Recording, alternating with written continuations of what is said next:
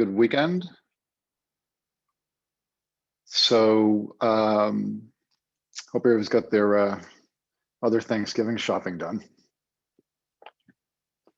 Hard to believe we have another Thanksgiving here coming up.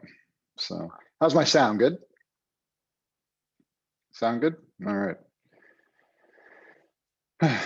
So this morning I was going over my Thanksgiving shopping, morning. We had this routine. My grandson and I go to the firing range in the morning, and I get up early, go to the gym, and we got to get stuff cooking and all that. So this morning I woke up at my usual 3 o'clock with like my to-do list going. So anyway, so it's a short week, but it's going to be hectic. So hope everybody has a fun Thanksgiving. So today, I guess that was a pretty good segue. We're going to talk about mindsets, and this will be fairly short this morning. And in the first 3 parts of this, we talked about our fight or flight.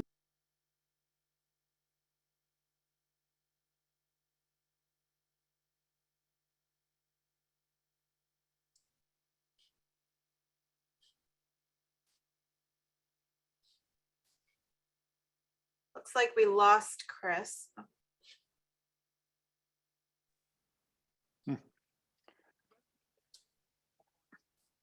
I lost everybody there.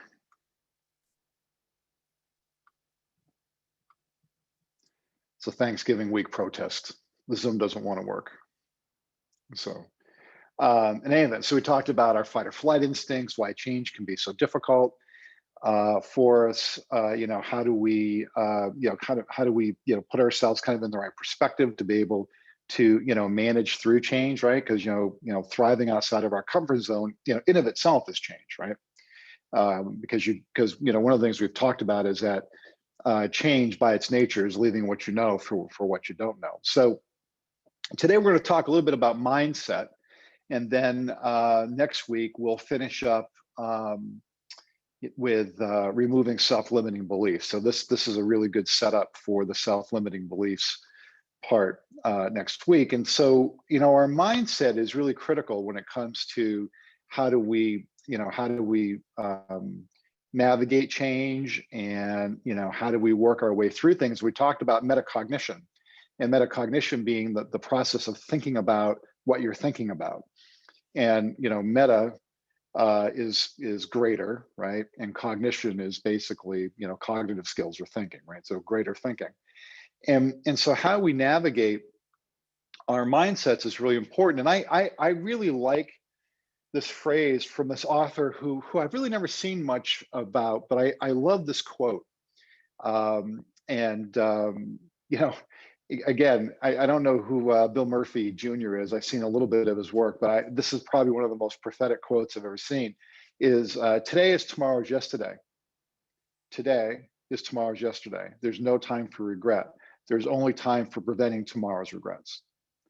And if you really think about it, it really puts things into perspective, right? So like why do we want to put things off? Because every day we put things off becomes one more day that we might have a regret about things. I always think regret's the worst thing you can have. I've always thought that. And I think I learned that from sports.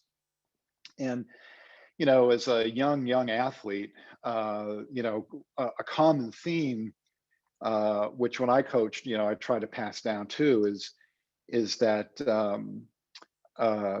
pain is just temporary, or discomfort is just temporary, but quitting's forever, right? Discomfort is temporary, but quitting is forever. And that's always stuck with me. So I really enjoy that quote. Every now and then I remind myself of it when I feel like not doing something that I should. So when we are conditioning our mindset about things, and we're getting outside of our comfort zone, it's pretty common to kind of look at something and just say, like why is this happening to me? Like, why now, right? And I'm a big believer in that the teacher arrives when the student's ready. And I think the best teacher is circumstance. And so when things are happening to us, they're not random, okay? They're not just this thing that came out of nowhere just to be inconvenient. It really came here as a teacher, right? So this event, whatever it is, large or small, it came here to teach us something. And and it's a really common thought to say, well, like, why is this happening to me? But unfortunately, every time we say that, it puts us in the category of being a victim, as opposed to saying, hey, I have this experience. What am I supposed to learn? Now I go from being a victim to being a beneficiary of the event. Okay. And when we have a change experience, it creates a learning opportunity, but we have to look at it that way, right? And that's where kind of metacognition comes into play, right? Where we're aware, we're conscious, we're thinking about what we're thinking about. And so when something happens and, it's inconvenient, this is going to be hard. I'm like super uncomfortable, whatever they are. Could be all of those too, by the way. Okay, those are opportunities because circumstances the teacher, and the teacher has now arrived, because whether you believe it or not, you are ready. You're ready to have this experience. Otherwise, you wouldn't have it. And I'm a big believer in that you are always exactly where you're supposed to be. Otherwise, you'd be someplace else. Okay. And so when we start talking about, when we start using words and phrases like, why is this happening to me? Oh my God, this couldn't be at the worst time. You know, we have to get rid of those. You have to move away from those, because that's victim thinking. Okay. We want to be thinking more in terms of being a beneficiary, because there's a lesson in every experience that we're being offered. And so I think it's helpful just to talk about the language for a minute, about what's what I'm thinking, as if I'm benefiting from the experience, or when I'm looking at it as I'm a victim of the experience. So when I'm a beneficiary, okay, I'm looking at it, I'm saying, well, what am I to learn? Okay. How does this experience connect to other experiences I've had? Okay. Where it's given me kind of breadcrumbs to follow, right? To change my behaviors or change my way of thinking. I'm excited for a new opportunity. I'm on the third one down now under beneficiary. I'm excited about the opportunity. Okay. Next is, what's a new way that I haven't thought of yet that something can get done, because that's what I'm being exposed to. I was like, Alexander Graham Bell, when they quizzed him about how many times it took him to get the incandescent light bulb, he said, well, about 1,000. And they said, well, how did it feel to fail 1,000 times? He says, I didn't fail. I just found 1,000 ways on how not to make the light bulb. Okay. Um, this is, next is, this is obviously a great time to reevaluate, and the alternative view to that is that, well, this couldn't happen at the worst time. Well, who says? Maybe it's the best time. Otherwise, it wouldn't be happening. Okay. Second from the bottom, I'm going to gain knowledge through this change experience so I can thrive. And typically that's what happens when we have an experience. We're being given that opportunity to learn. Okay, that's why we're having it. And then lastly, I can go with the flow of events, right? I don't need to fight this. I'm going to go with the flow. When we resist, doesn't matter what it is. When we resist, it's like negative energy. It takes far more energy to be negative than it does to be positive. Okay, and it's the same thing. If I'm negative, okay, or if I'm in resistance, it takes me a lot more energy to resist. Okay, than it does for me to kind of go along with the flow and figure out, well, where do I benefit? Now, if I go on to victim thinking, okay, compared to beneficiary thinking, if I go to victim thinking, right, I'm saying things like, why is this happening to me? I can't believe this is happening again. Okay. Now, when something happens again, anytime we say, I can't believe this is happening again, that's a pattern. And it's a cycle. It's important to understand the cycle. Okay. Cycles are something, I think we did something on it, maybe a year ago. Cycles are super fascinating. We all have them. We have, macro cycles and micro cycles. But when I say, I can't believe this is happening again, you should be thinking, okay, this is a cycle. How do I get out of it? I'm afraid of what I don't know, right? The alternative to that is I'm excited for the new opportunity. But when I say I'm afraid of what I don't know, well, you're in a change experience. Of course you don't know. Okay. You're not supposed to know, because by virtue of learning, I like, if you're not having a new experience, well, then you're not learning anything. Right. So of course you don't know. I've always done it this way. I'm scared to try something new. This is all victim thinking. Like we had discussed, this couldn't be happening at a worse time. Um, I this second one from the bottom, in a experiential way, I kind of like this one, right? I'm just barely surviving. How am I expected to deal with this? Okay. Well, the reality of it is you're being given this opportunity when you feel like you're just surviving so that you can teach yourself that you're more capable than you think you are. Okay. Right. And then lastly, I got to fight against this. I don't like way this is going. you know it's just, we talked about, right?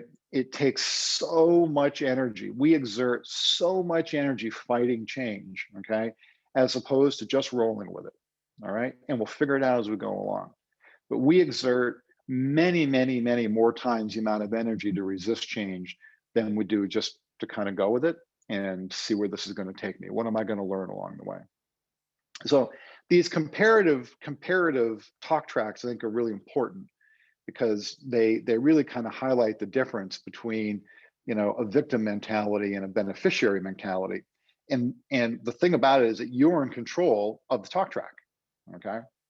Now maybe you get it from somebody like me, but at the end of the day, you're the one who's in control of either way. Okay. And you don't need to memorize the talk track to be able to understand how you convert it to better language, right? When you fall into victim mode, if you can metacognate the fact that you're in victim mode and say, well, I can't believe this is happening to me, you can just reverse it and say, instead of I can't believe this is happening to me, is again, okay, is I've been here before. What am I supposed to learn? Okay, I've been here before. What did I learn? Right. So there's ways that you can flip the circumstance depending on how you've addressed it in your own mind. Right. These conversations, of course, are always going on. They're all going on in our mind. I love the concept of the fact that our brain just kind of chirps at us all day long, and most of the time it's not particularly helpful. But the mind really, our mind has been given to us, really to fix the mechanical aspects of our lives, right? It's not there. The heart is really the guidance, right? The mind is just so that we don't, it helps us so that we don't wander around and bump into things, right? um, so now we go into scarcity and abundance, and you know no different than being a victim, which would be scarcity, or a benefit, or a beneficiary, which would be abundance. Okay. Just a different way of looking at the same thing. So when I am in abundance, I have an open mind and I have endless opportunity. Okay. So no different than being a beneficiary. When I'm a beneficiary, I have endless opportunity. Okay. But when I go into scarcity or a closed mindset, which would be equal to a victim, I have very limited opportunities. Okay. As a matter of fact, I probably only have one. Okay. I mean, because what happens is that the aperture of abundance and beneficial thinking is like this. Okay.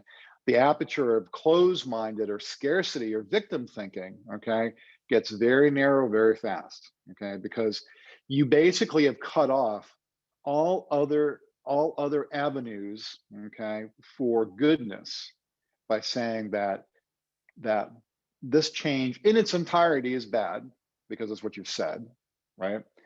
And or you've limited it. You've said, well, it would be okay, but only if it did this. Okay, that's still very self-limiting. And then what happens is you're really only brought into a very narrow bandwidth. So I can accept this change only if it happens between this level of bandwidth, and that's really closed-minded, and it's really a scarcity way of thinking about things, right? Because if we've never been someplace before, well, who are we to say that it's not better than where we were, right? And that's where, when we have an open mindset about things, is where we get the bulk of the opportunity because we're out looking for it. And I always like to look at the world around us as basically a mirror, right? That the universe is basically a mirror that reflects our thinking. So whatever our thinking has been, Okay, and there's a time delay to it, right? It doesn't happen just immediately. But whatever our thinking has been is what creates the world that we're in today. And whatever our thinking is today is what's going to create our world tomorrow. And it's all really about mindset. And it starts with, thinking about things in terms of, am I a beneficiary or am I a victim? Okay, am I going to live in abundance or am I going to live in scarcity? And if I'm going to live in scarcity, my world is aspects of my world, not the whole world, but aspects of my world, might become pretty narrow, right? With really little chance of opportunity until I open up the aperture of it.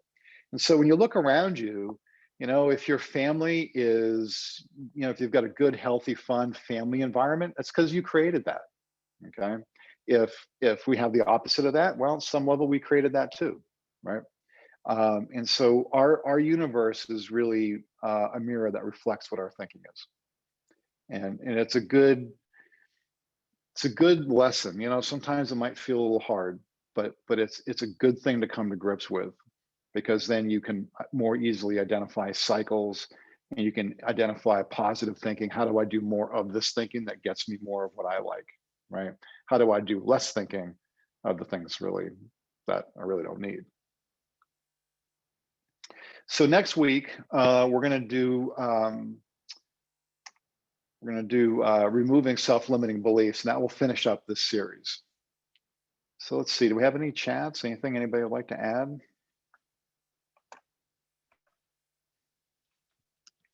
Karen said she lost audio here. You guys have my audio, right? Yeah, that was early on. Yeah. Okay. All right. I didn't think to check with that. Check the um, check the chats. Yeah, Steve Shelton, good to see you, Steve. Glad you're here. Yeah, today is similar to the secret. Yeah, that it's funny that you bring that up.